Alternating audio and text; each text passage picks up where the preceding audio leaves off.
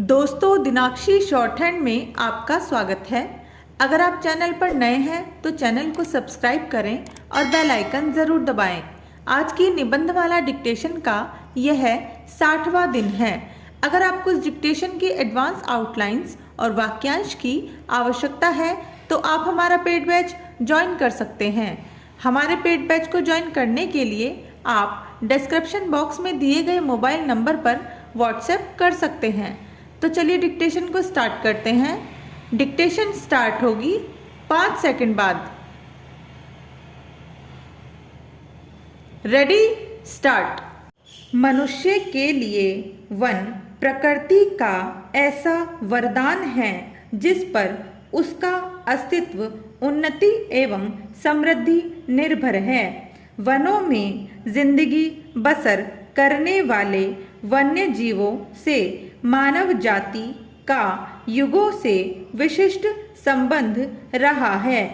अपने विकास की प्रारंभिक अवस्था में मानव जाति एक वन्य जीव ही थी।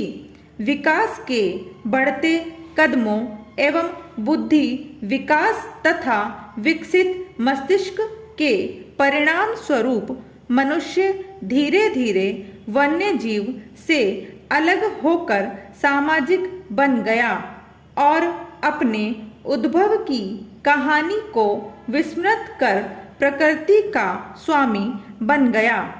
प्राकृतिक वन और उसमें विचरण करने वाले वन्य प्राणी आज भी मनुष्य की सहायता के बिना जीवित रह सकते हैं, जबकि मानव समाज इनके अभाव में अपना अस्तित्व बहुत दिनों तक कायम नहीं रख सकता।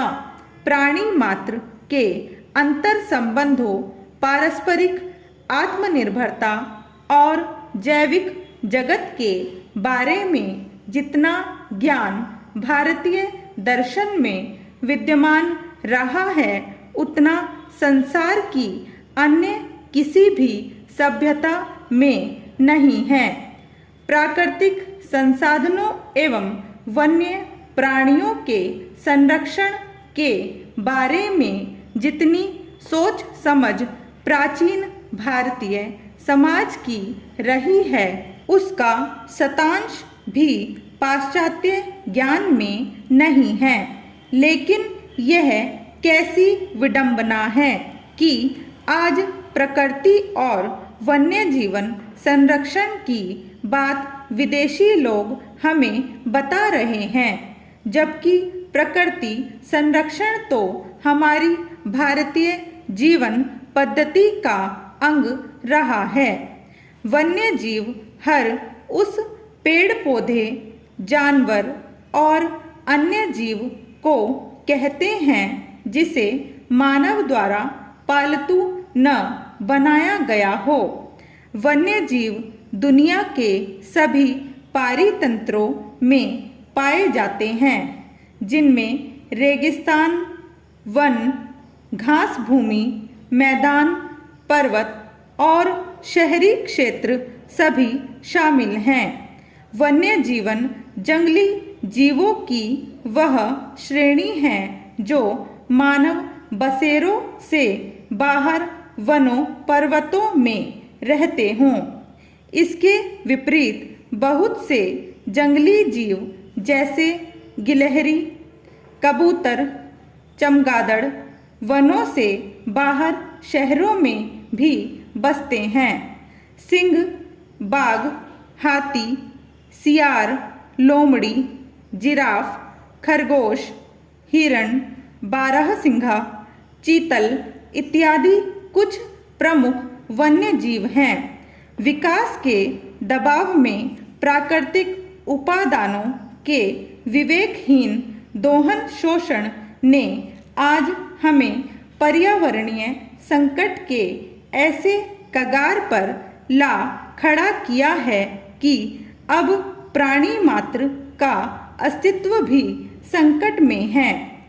ऐसी स्थिति में हमारी अमूल्य धरोहर एवं वन्य प्राणियों का क्या महत्व रह जाएगा।